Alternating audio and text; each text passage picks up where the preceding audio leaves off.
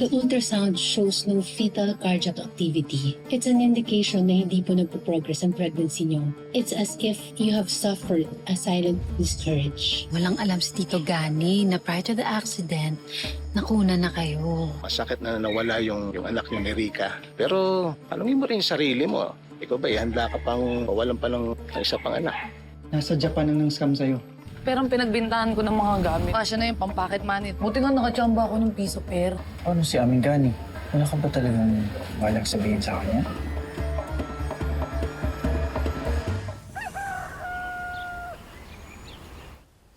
Mahal, nakita mo ba yung jacket ko na maong? Feeling ko nandun siya sa cabinet. Hindi ko nga lang sure kung nakatupi or nakahanger.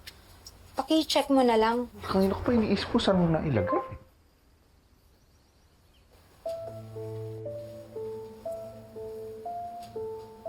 Tay, pasensya na po kayo kung hindi na po ako nakapagpaalam sa inyo ng personal Papunta na po ako ng airport. Ngayon po kasi yung flight ko papuntang Japan Katay, may clue na po ako kung saan ko po pwedeng matagpuan yung nang scam sa akin. Babawiin ko lang naman po yung perang kinuha niya Para po kahit papaano, makabawi po ko sa lahat ng mga kasalanan ko sa inyo. Para maging partners po ulit tayo.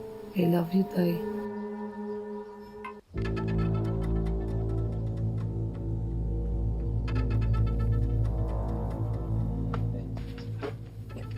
Mahal? May nag-text na sa akin para nadirin ko yung cellphone ko. Oh, si Angela nag-message sa akin. Ah, gano'n? Paano, Mahal? Mauna na ako, ha? Ingat ka.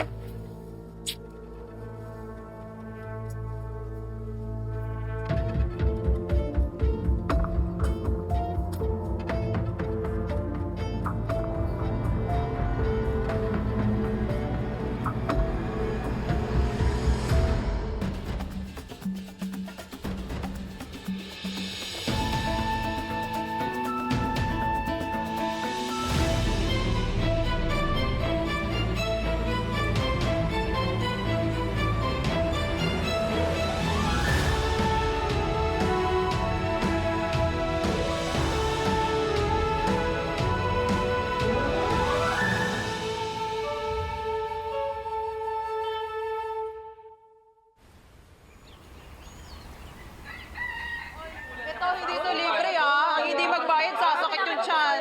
Ano sa'yo? Sinigang ka? Uy, sarap nito Next Aming Gani, gusto niyo po? Sige lang, salamat. Ito. Parang kulang sa asukal naman to. Uy, kahit ikaw magbabayad nito Last time ako nagbayad. Ito sa'yo. Bayaran mo to Good morning, tatay! Dahil may natira tayong bahaw, magsasangag ka ngayon. Siyempre, walang kamatayang tuyo at itlog. At black coffee, no sugar kasi bawal. Ayoko magkaroon ka ng diabetes. May insulin ka talaga. Napakasarap nito. Naku, ito nga. Bayaran mo ng utang ko. Masarap. Masarap ba? Masarap? Tama lang yung tamis niya. Masarap siya. In fairness. Kasi libre. Sarap. Hindi yan libre. Babayaran mo yun. Ako, magkikil kayo.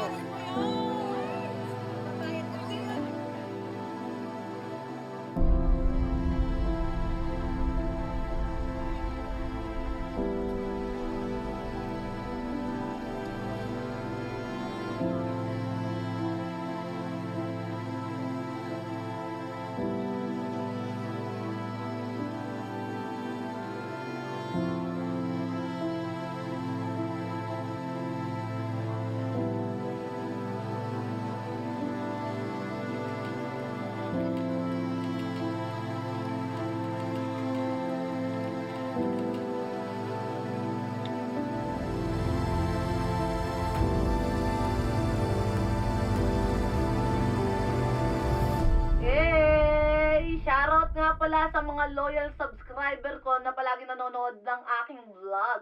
Ayan, nandito nga pala ako sa tuktok ng bundok. Diba? Ito, diba nakikita nyo? Ang ganda.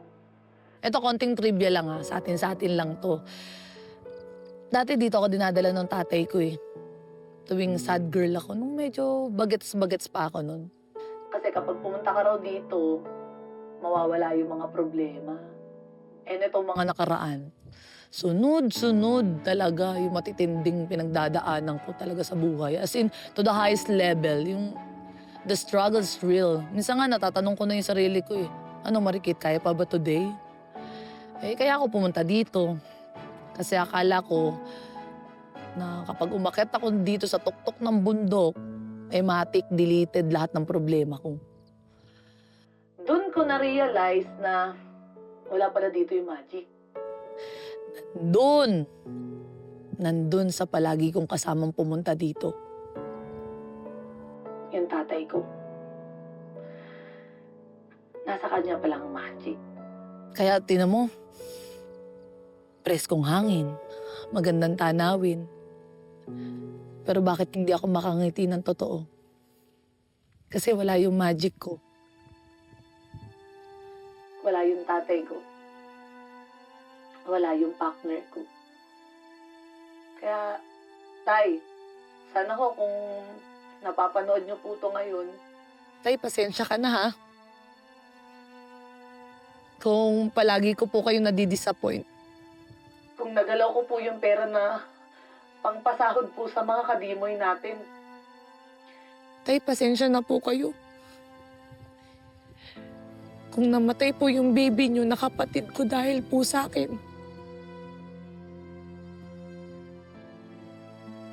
Tay, palagi niyo pong tatandaan. Mahal na mahal ko po kayo. Sana po dumating po yung araw na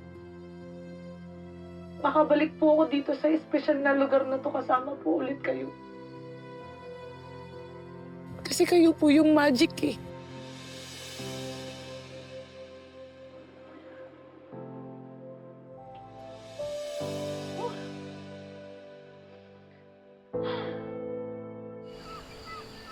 Kabayo! Ay! Ay! Aray ko!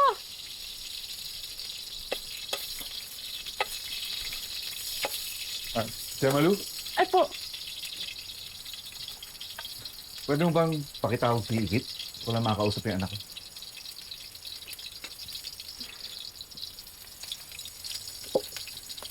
Tia Malu, narinig mo ba ako? Po! Bakit di ka makasagot? Nasaan ba si Ikit? Wala po kasi dito si Ikit eh. Umalis po siya. Saan siya pupunta? Huwag po sana kayo magalit pero pupunta po kasi ng Japan si Ikit. Japan?